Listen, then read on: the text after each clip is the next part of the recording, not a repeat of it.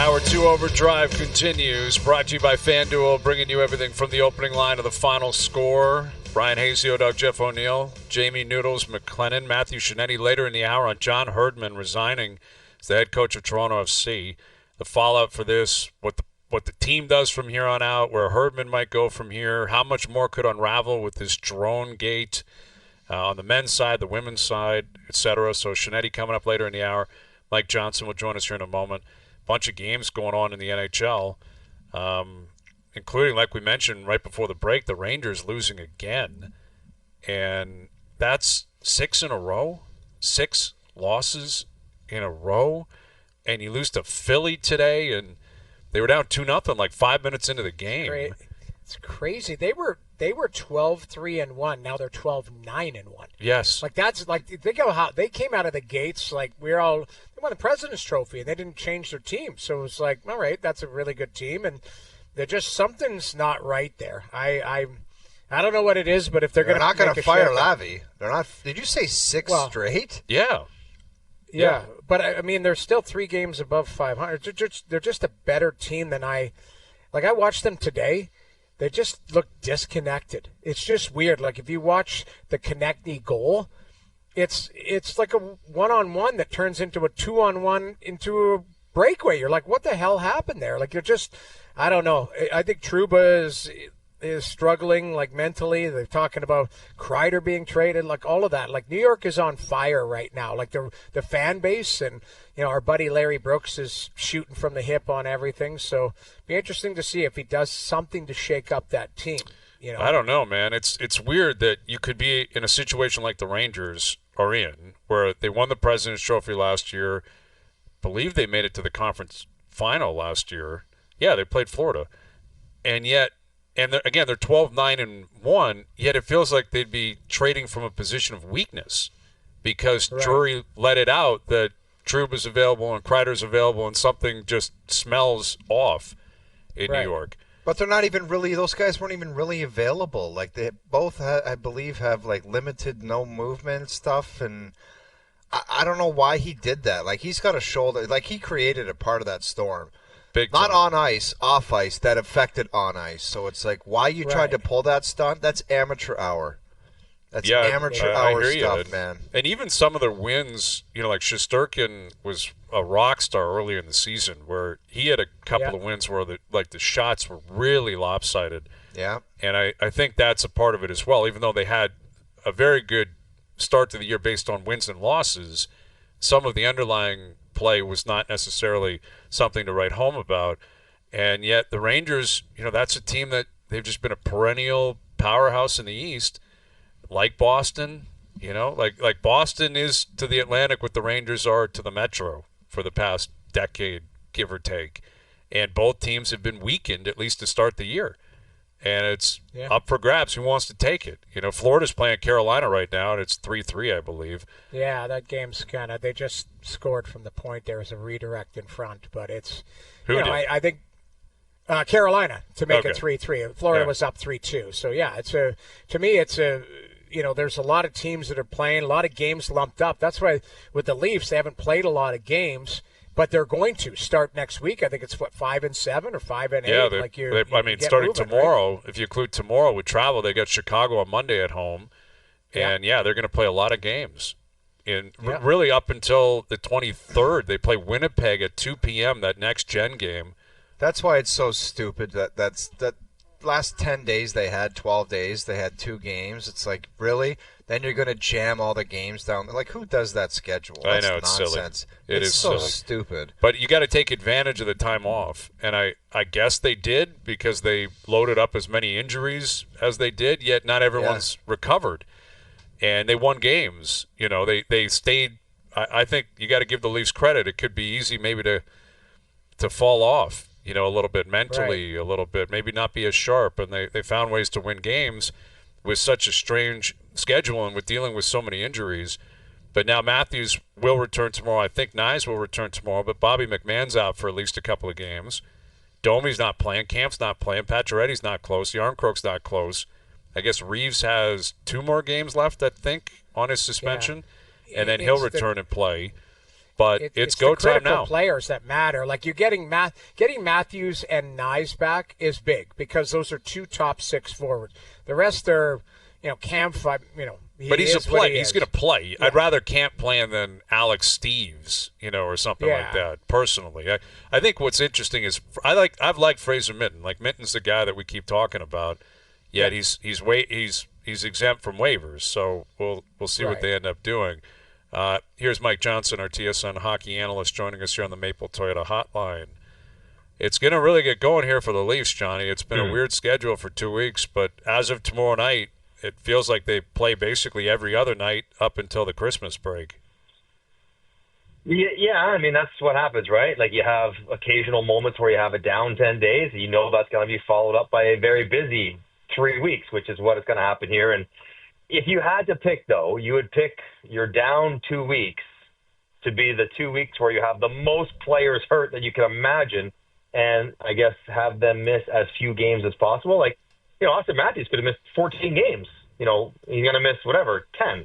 So that, is, I guess, in a way, is a positive. But it's interesting. They've done so well, and we've given them a lot of credit, as they deserve, for playing well and picking up points. But it was amazing how quickly and comfortably after the game against Florida, the reality is like we have half a lineup. You know what I mean? As soon as they lose one, it's like, well, we have half a lineup. So you don't want that to creep in, like somehow because they've done so well, now it's okay to not do well with your shortened roster. They're in a good spot tonight because they're sitting there in Tampa. Tampa's currently playing in Nashville. Tampa's got to go back-to-back. Meanwhile, you're going to be rested, maybe getting bodies back, a chance to bounce back after a not great game against Florida. And in that way, the schedule's a little bit helping them out for this weekend anyways. Yeah, big time. And yeah, I'm trying to see. Tampa's tied 2-2 in the third there in Nashville. Hagel scored. That guy's got 27 or 8 points. Like Cirelli got one as well. Yeah, Are they on your radar? Is that what you're suggesting? Well, I'm just saying. I'm throwing it out there. Radar? I think Cirelli is. I don't think Hagel is, but Cirelli is. Yeah. Like to me, Cirelli has always been a guy that John Cooper covets, and he's a great two-way player. Falls into that prototypical, third, fourth line type of situation. But Hagel, you can't sleep on that. That guy's played really well for them. Like they paid a lot to get him, but he's kind of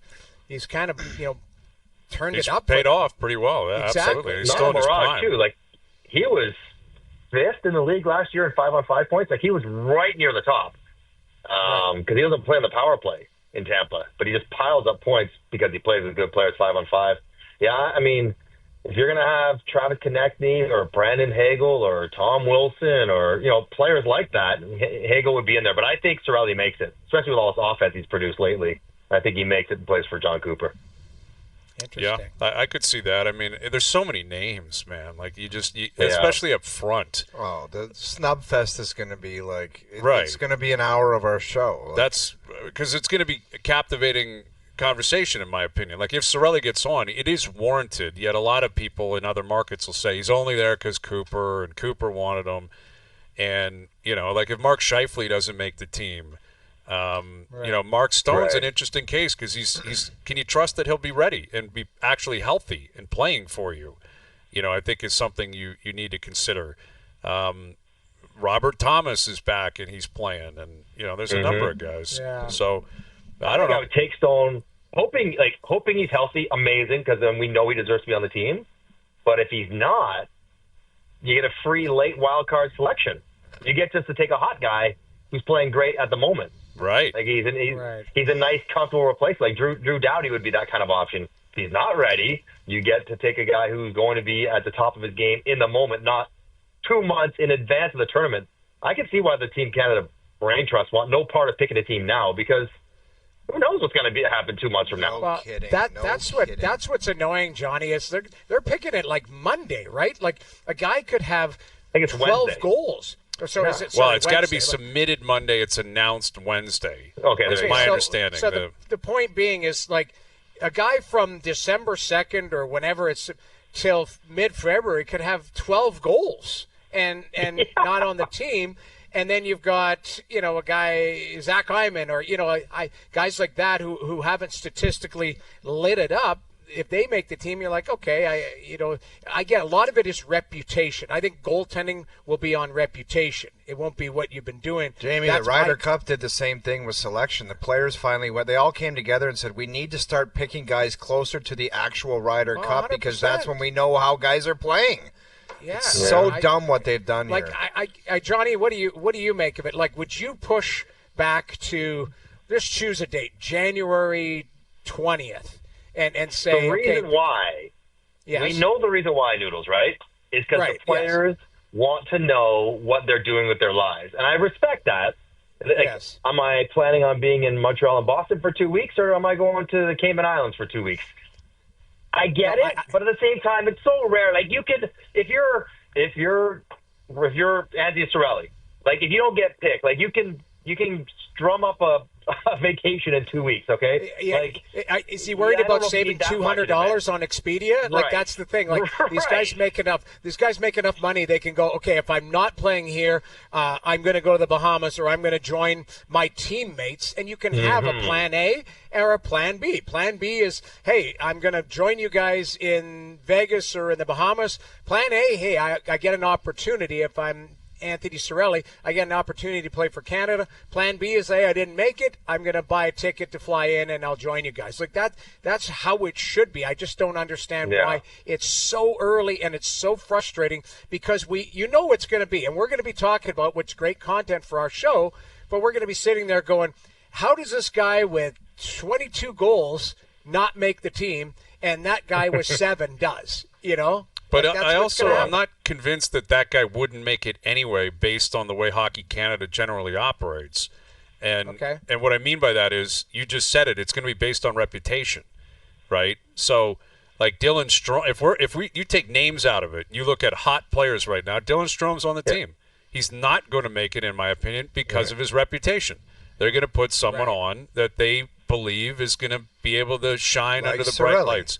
Well, and possibly Cirelli. Zach Hyman is the case, right? Like, he'd be a guy, is he going to make it on reputation? Because his stats don't dictate that he should, right? Not even close to making it based on his stats. I don't think Zach Hyman's on the team. I don't know what the injury is. And, Johnny, you're big on expected goals and that. What's his, compared to reality and what he's got? He's got 3 or how many? His expected goals is quite high, isn't it? Yeah, he's wildly underperforming his expected goals. But I guess the other part of the conversation is, you put him on the team because he's going to play with Connor McDavid. He's not even playing with McDavid on the Oilers right now. And he's not going to play on the power play where he was so good last year on this team, obviously. So, could you put him on instead of Mark Scheifele? Not right now, you can't. But I think that might be the conversation. Right. Well, Brian, you said something, and it kind of triggered. If a guy, I think they'll find a way to slide somebody in there. This guy's nicked up. This guy's not. Like, you almost might leave a. I don't know if you can you leave a spot or two kind of floating? It has to be name locked your in. team. You got to name your team. But you know what they're going to bank on then? They're going to bank on somebody being not available. That's what it is. They're going to bank on an injury and go, hey, I'm going to put player X there, and then somebody who's on the team is nicked up, not going to be able to play, and probably then you grab the hot happen. guy. Probably happens for all 4 teams. I mean, over the Right. course of a long season, guys are going to get injured, and it's what's going to be intriguing is this battle, because it's an NHL run event. With the Olympics, there have been players who have been dying to get back, rehabbing to get back, and it always felt uncomfortable with their team because the team was thinking, what's your priority right now? I guess in a way the reverse is happening in the NBA. Joel Embiid's been ruled out. He's not playing again tomorrow night. This guy couldn't wait to get to the Olympic Games. Couldn't wait to play for the Americans at the Olympic Games. Now this guy never plays for his club team. This is different because it's an NHL run event and the PA's heavily involved. I wonder if a player that is a coin flip at making it will side with the club team instead of the nation. I don't have an answer on that, but I wonder if it's more likely that a player who's a little bit banged up will say, I'm passing on this, where with the Olympic Games, missed he'd take a month with a bad back, and maybe you could do with 2 weeks off? Exactly. Something like that? Exactly. Like with the Auston Olympics Matthews. around the corner, I doubt it, man. We'll see. I mean, the big boys are going to be on the team anyway. Matthews, if he plays in this or not, is on the Olympic team, clearly. But, what do you expect to see out of him tomorrow night, Johnny?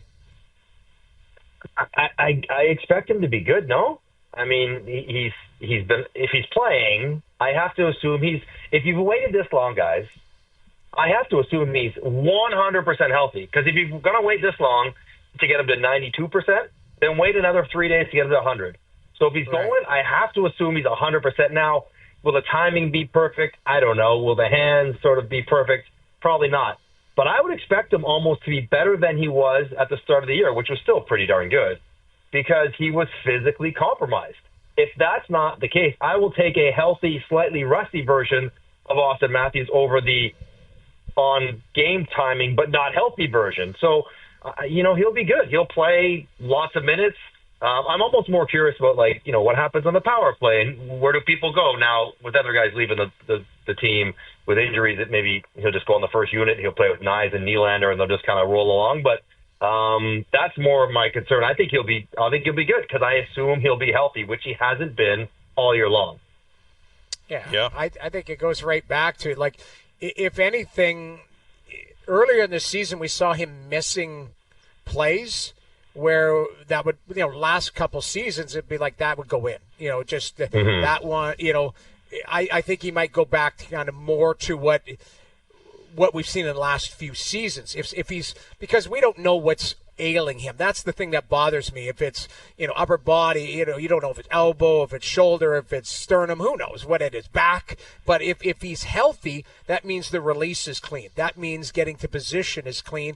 And that's when he's usually at his best, is getting to position and getting the look that he wants and then executing. And you could look back now and know he wasn't 100%. So that might have contributed to, we'll call it a slower start for him, based on expectations. Definitely. And right? I think a lot of it is, shot accumulation. I find when he's chugging, you can tell through the neutral zone what he looks like when he feels like he's on his toes and he's basically skating downhill. Yeah, he's boogieing out there. Yeah, you can kind of feel him. It's a different presence. It's not a McDavid, McKinnon type thing, but when he's moving and he's controlling the puck through the neutral zone, you can kind of feel like this guy's got something cooking here. And I'll be curious to see that tomorrow night. It's separation is the word I use. He's not a fast skater, but he's a very good skater. And when he's playing well, he is able, with his body and his edges and his speed and his strength, to get separation, to find open crevices. And early in the year, he didn't do that as much. And that'll be something to look out for sure, Hayes, is how is he moving? Does it look cleaner, freer, faster, crisper? Because that's what he does when he's healthy and when he's playing well. We don't know who's going to start net tomorrow night. But again, as we've already established, there's going to be a lot of hockey coming up. So both guys are going to play.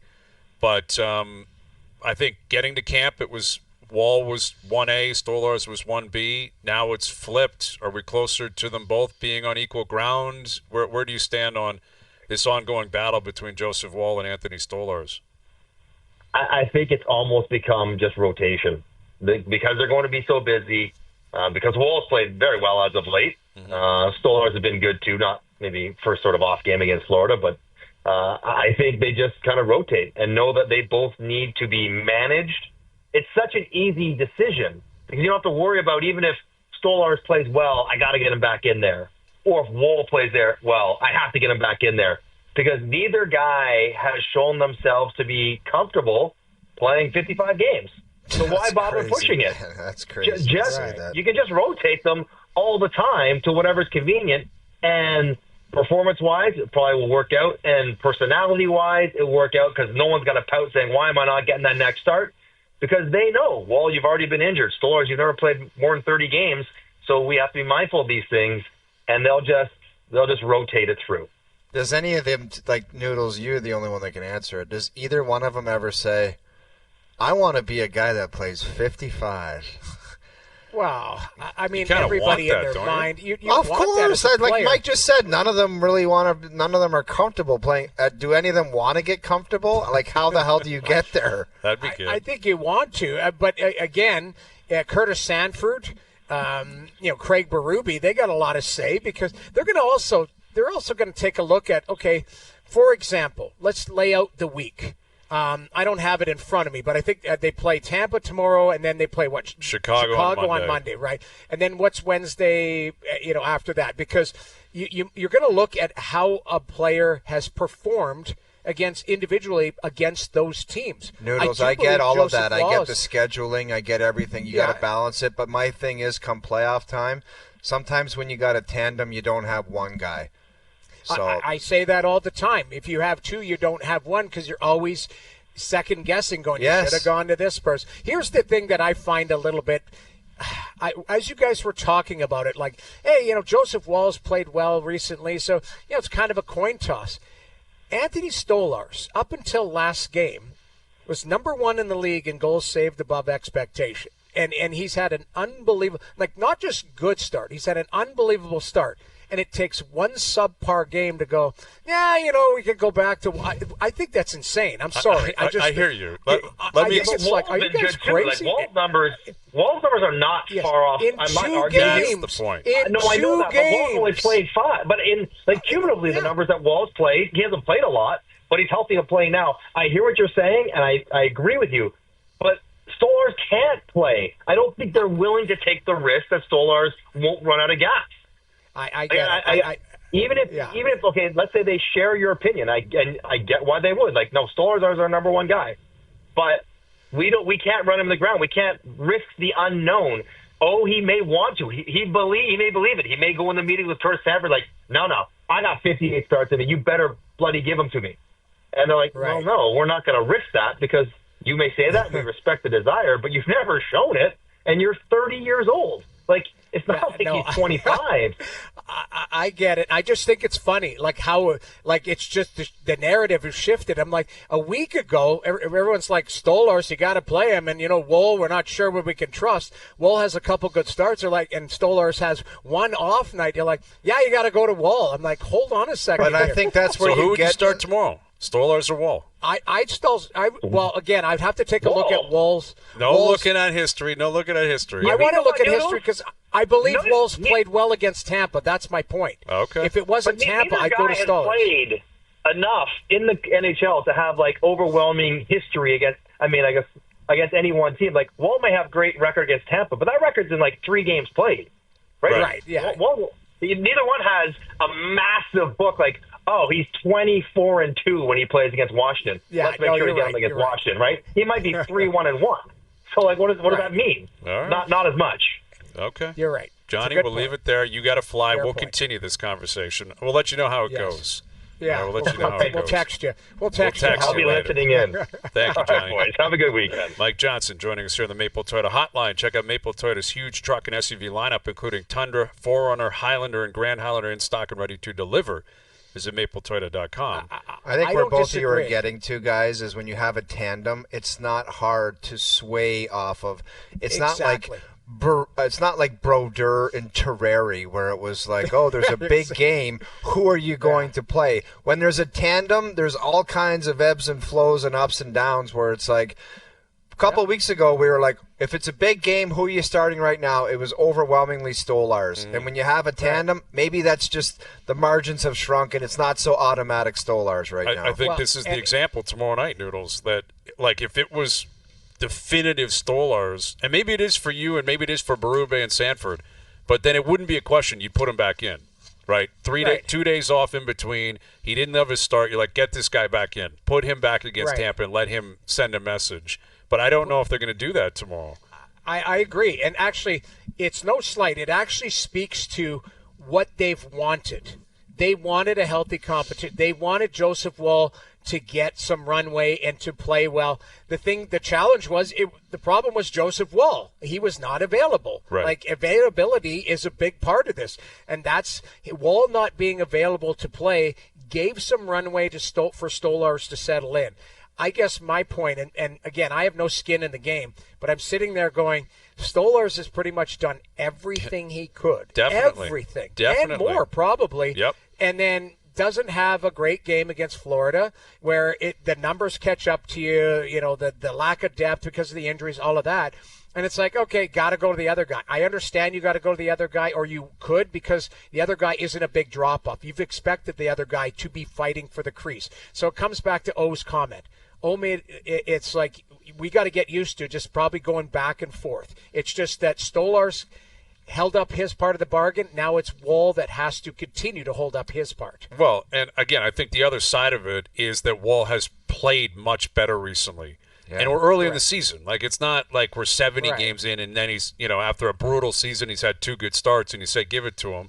I think he deserved the ability to get up from the injury, play, get his feet underneath him, and he's played very well, I think, the last few starts, and his numbers have been good. Yeah. But Stolar's also, hasn't played a lot in the last 2 weeks. He's played 1 game. Like, they had 2 games the week before, and Woll played both of them. Guys played once in 2 weeks.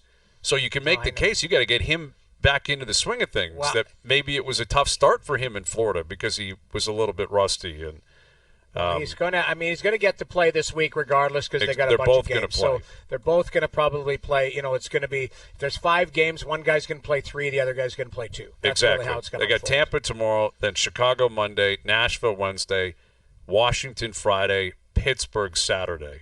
So that's 5 games in the next 8 nights. They're both playing. 3 and 2. They're both playing. All right, Matthew Scianitti later in the hour on the breaking news today that John Herdman has resigned as the head coach of Toronto FC. What happens here at Toronto FC? What happens with Herdman? What does this say about his legacy here in the city, throughout the country, with everything he did for the men's and the women's national team? Did he leave in the drone in the barn? Can Scianitti confirm that he jumped on a drone and flew out of BMO Field? We'll see if we can get an answer on that as well. And Dear Hazy B in about an hour. Overdrive continues. TSN 1050 and on the TSN app. All right, Matthew Scianitti coming up on John Herdman resigning as the head coach of Toronto FC. Jason Demers coming up as well in about a half an hour on what's going on in the NHL and a bunch of games currently ongoing, and there'll be games going on throughout tonight and into the weekend. It's going to be a great weekend for sports. Raptors in action in Miami. Leafs down in Tampa. That's a good trip, man, if you're a Toronto sports fan. It's U.S. Thanksgiving. You hit Miami for the Raps, and then you get up to Tampa tomorrow for a Leaf game. What a trip.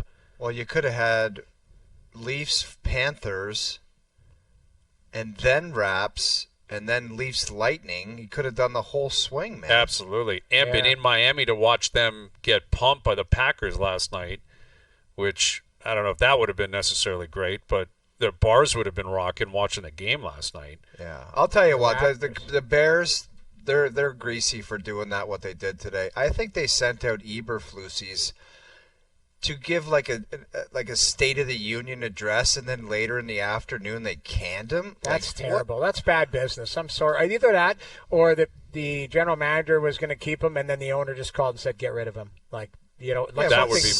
I wouldn't be surprised if you were onto something there, Noodles.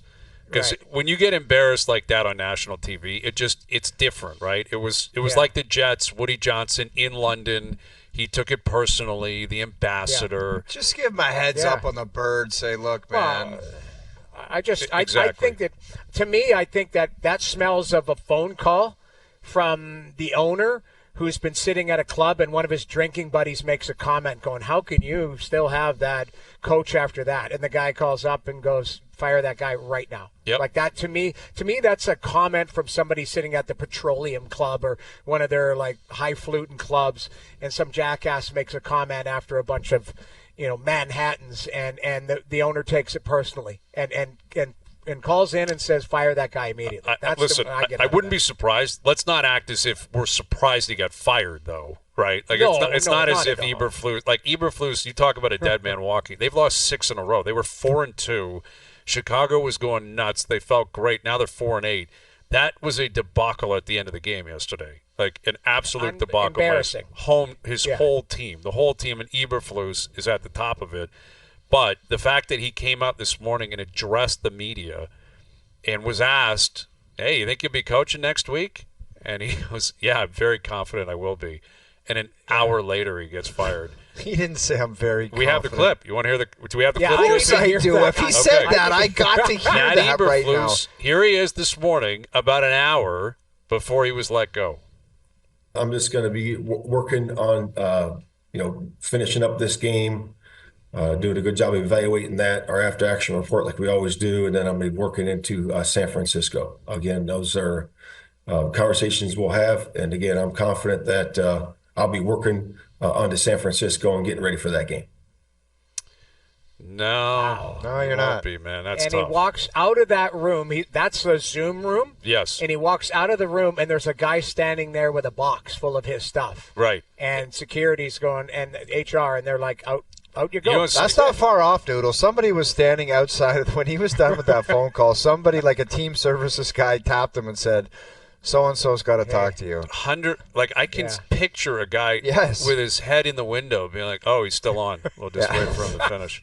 A younger finishing guy, up, like a team services intern. He's just looking Yeah. in the window. Just peering through. He's like, "Oh, he's still taking some questions. We'll wait for him." The guy is like an assistant to somebody, and he's Yeah. on the phone with the owner going, "Oh, no, he's doing a Zoom." And the guy's like, "Okay, we'll put him on the phone the second he walks out that door." Amateur and he hands behavior. the phone. Yeah, hands it in the Amateur phone, behavior. and the guy goes, "Yeah, here's your termination papers." And The game was over get at outta 4 here. o'clock yesterday. It's like an hour flight from Detroit to Chicago. Could you even come up with a hazy list of worst firings? Eberflus is one. I mean, Buddy in Edmonton got the Zoom call. Ralph Kruger. Ralphie was it Kruger. Ralph Kruger? That might be he it. got the Skype call. That's got to be the top of the. I think No, who- Skype is at the top, probably. No. I've got one for you. Do you guys remember? We've had him on the show. Was it Herm Edwards that was walking off? Yes. Do you remember? you're He right. was walking Yes. off, and the College president of football. the president of the college came and gave him a hug, and they like pivoted instead of walking in the dressing room. They walked over to the left, and like that was it. It I was think like it was Herm Joe Edwards, Pesci right? and Goodfellas. Like Herm, Yeah. it was like, "You're Didn't coming make over it. here, Herm." He did make it. That one was tough. Gerard Gallant getting in the cab was tough. Jesus. There's your list for next week or the following. just week. did it, Following though. week. I We know. just did it. I'm kind of doing it on the fly. No, the no. Raptors did this with Dwayne Casey. Remember, Casey came out, did his whole end of the Yeah. season presser, and then like a day or two Dude, he won later. the Coach of the Year, I think. Yeah, he did. Coach of the Year And he presser. See you later. Did his media and all that. Then they gave it to Nick Nurse. Yeah, That's that's right. tough. That's right. That was like this one though. I mean, why have him just cancel the meeting with the media? You No know what I mean? kidding. Like just say, "Sorry guys, we're gonna have to delay this." Yeah. And then everyone will know what's up, and you Even move if on. it was a last-minute call from the owner, it's like you knew you were going to do it. So just say, "Don't speak to the amateur media today." operation. Amateur. Awful. No other way to put it. Yeah. All right, it's time for you to tell us where Al's brother was hiding this week. 416-870-1050. 416-870-1050. The first caller through with the correct location wins a pair of tickets to see the Leafs play the Blackhawks on Monday, November 29th. That's this Monday. And another chance to find Al's brother and win Leafs tickets starts next week right here on OverDrive, brought to you by McAlpine Ford in Aurora. Our family, the Ford family, and you. I think we all know where Al's brother is, right? He's been at Coca-Cola Coliseum. Yes. And shout out to the PWHL starting their season tomorrow. Toronto's got Boston in town tomorrow down at the Coca-Cola Coliseum. And, the Scepters. The Scepters making their debut against the Fleet. I like the Boston Fleet. I like the handle. I like the jerseys. I like the Scepter. I don't know where I stand on that in terms of the name, but I like the uniforms. I think the colors pop. I like the uniforms.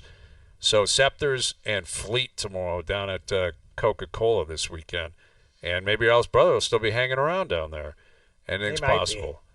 Is it a card show or something? There might be a card show that weekend. There could be. Yep. Comic-Con. Doesn't he dress up as Luke Skywalker or something? Is he a Comic-Con I don't know guy? if he's into comics. I don't think he's into comics. I think he's into. Is Comic-Con, is that for comics or is it for like It's just kind of Star Wars anything fans that- and stuff? I think it's a right? combination of all that kind of stuff. Like if you're Right. into fantasy and dragons and stuff, It's all there. that's where you go. I think JP goes to it. Does he not? Like JP's Yeah, right I think in the JP. mix of all of that. You can spot JP down on front, like outside of the convention center, decked out in like a with a cape on. yeah. JP, is that Dresses what like you Batman. fire up a cape? Yes. Do you put a cape on with nothing else, JP, and just say I'm super JP? That is absolutely not what I do. JP, what do you wear? Don't lie. Tell us what you wear to Comic-Con. Be honest. I'm not a cosplayer or anything. I don't dress up for it. I just go casual wear, but I bring a backpack so I can buy a few items. Okay. Do you buy a cape? No. Is that one of the items you've bought in the past? I've bought a replica sword before. Really? Yeah. Do you have to register that with the RCMP, or how does that work? No. It was plastic. Taking it over the bus. It was wooden? Okay. A wooden sword. I like Wow. it, JP. Are you into anyway? Guys, we'll no pick this way, up later. man. No Okay. way. Moving Let's on. take a break and we're going to Scianitti, are we Moving on. not? Scianetti's coming up. Matthew Scianitti, professional journalist and broadcaster. Wooden He will Wooden join sword. us next. Chiefs are leading 19-17. I got to give credit to the Raiders. They've shown up. They're playing. They're playing pretty well. I think the Chiefs probably find a way to win that game, but they're not going to cover 12.5. So, just like Freddie Kitchens might say, bad pick. Bad pick. Bad call. Bad call. Bad call and bad pick. But the breaking news this afternoon that we certainly did not see coming at 4 o'clock because it broke literally as we were coming on the air is John Herdman has resigned as the head coach of Toronto FC after just 1 year. And I think many people obviously are linking this to the scandal featuring drones and the national team and his role in that with the women's team, maybe with the men's team, and all hell breaking loose in terms of Canada soccer. So John Herdman has resigned. And to chat about it, we're joined now by our TSN reporter, Matthew Scianitti. Did you see this one coming this afternoon, or at any point John Herdman resigning as head coach of Toronto FC?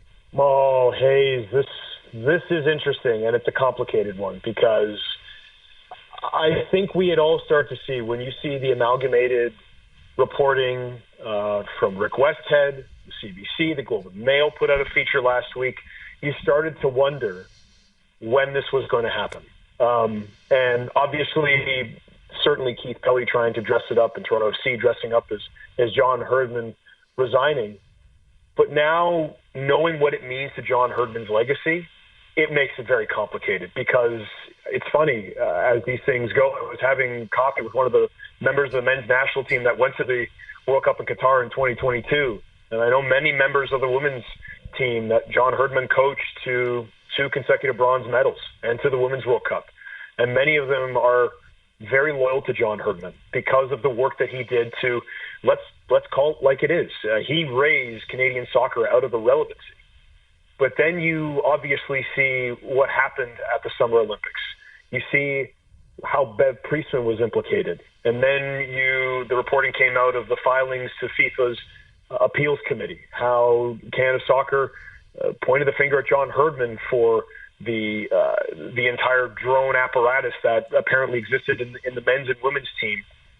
And now John Herdman's legacy is juxtaposed between all the success that he had and now this cloud that hangs over it. And I haven't spoken to John Herdman in quite a while, but I imagine this is a heavy day for him because his dream was to coach at the pro level. And he got an opportunity, to say nothing of the struggles that Toronto FC had really throughout the season. But now his legacy is going to be one where you can list all of the accomplishments, and they're all there to see. And this member of the men's team that I was speaking to said Jesse Marsh doesn't have the success that he's having without the foundation that John Herdman built. But it is absolutely punctuated with this drone scandal. And in a lot of ways, and really it goes almost without saying with Canadian soccer, for every great success, there seems to be so many questions and so many things that hang over it. And John Herdman's very complicated legacy now is one of those things. Scianitti, what do you think the drones equated to? Like, what did they get out of the drones looking over other teams? Did you think they got one win out of it? Like, for all of this and the legacy at stake, like, what do you think they got out of the drone scandal? You know, Dog, it's one of those things where being in the soccer community, the international soccer community, as I am, it's very two-sided. One, you get everybody's doing it, so what's the big deal? And on the other side, and this was echoed by General Secretary Kevin Blue of Canada Soccer, that Canadians don't accept the gray area. I can't put down to you wins, losses, and all of that because, quite frankly, we were as taken by surprise with what was going on and what happened at the Olympics with the women's national team as the Canadian public was. And I think now we're re-legislating what happened back in July, but because of certainly the tarnished history of Ben Johnson and how Canadians get very, very uncomfortable with being so close to or even being suggested to have cheated. That is what the drone scandal did. It put a question mark, an asterisk, over all of the accomplishments that the women's team and many of those members of that team had sacrificed so much to get those 2 bronze medals and then that gold in the 2021 Olympics in Tokyo. And then, obviously, with the men going to the World Cup for the first time in 36 years. So when you're looking at, okay, wins, losses, draws, it's not that that's irrelevant, but what it does now is it was casting a shadow over all of the things that John Herdman had accomplished, all the things that Ben Priestman had accomplished. If you're asking me if that happens in international soccer, it's one of those things where when you talk to other coaches, other players, they all kind of, during this whole situation, they'd say, oh, how many times can I point to a situation that happened here, there, and in this situation? But that's irrelevant. Because John Herdman had gone ahead and raised the profile of Canadian soccer so much, and because there was so much pride, especially in the women's team and what he had started to build with the men's team, for then it to be, for that to hang over everything, it just caused everyone to have a bad taste in their mouths. And again, I say, as much as there are so many members of that team who are very loyal to everything that John Herdman brought in as a master motivator, this other side, especially over the last few months, especially as the reporting has continued to come out, it has made a lot of people in and around the men's national team just feel very uncomfortable. And that's the unfortunate aspect of this. The results connected to drones is almost irrelevant, because now, to some people, the fact that Canada might have had any kind of sense of cheating or any kind of outside influence that it might have changed their results, it's made many people feel a sensitivity that now is always going to be connected to John Herdman. So, Matthew, do you believe that it kind of stops here now? Like, John Herdman, to me, or does it trickle down to the players knowing too? And then does that open kind of a bigger can of worms, or do you just kind of stop and go, hey, it was the coaches, the women's coach, the men's coach, and then that's it? Or do you start to dig deeper and go, well, the players were aware of it, so you start to chip away at legacies and chip away at who knows and start pointing fingers? Like, that's what kind of concerns me. And you said something earlier, is like, well, if there's a lot of countries and teams that have been doing it, so why does Canada just get focused on alone, where if everybody else is doing it, maybe it was just because of the Olympic situation? Well, Noodles, let me go to the first part of that. If you're asking me, right, how far reporters like our colleague Rick Westhead are going to dig, we have seen how vigorous Rick Westhead can dig. So the questions are still going to surround John Herdman. Him resigning from Toronto FC is now not going to absolve him from any further investigation.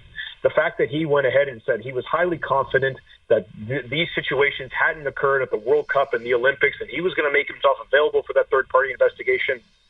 And then he was busy, as Canada Soccer said when he was reached, or I shouldn't say Canada Soccer, but the third-party investigator said, that causes many who would be inclined to look for a there to start searching for a there. And that's John Herdman is, I'm sure, well aware as anybody else that with all the reporting around it, the questions are not going to cease.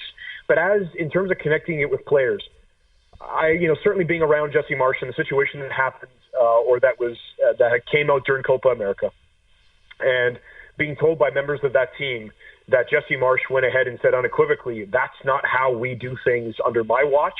I'm pretty sure, and Jesse Marsh even said this after the game against Suriname a couple weeks ago, that he's sure it's done, because he's like, that has nothing to do with me or my players or anyone else affiliated with me or my staff. But it's not going to stop. The questions are not going to stop because John Herdman just decided to resign today. The questions aren't going to cease.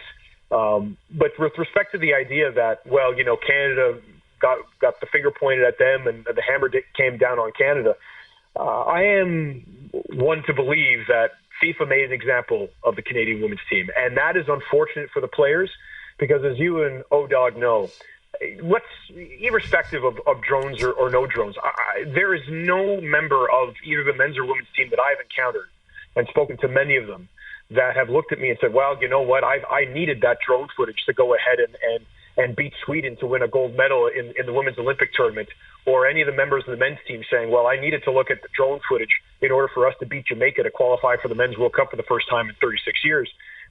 Every member of that men's and women's team is highly confident that their success should not be and is not tainted by any of that. But that certainly didn't absolve Bev Priestman of certainly what happened with her and her staff at the Women's Olympics, or the Women's Olympic competition this past summer.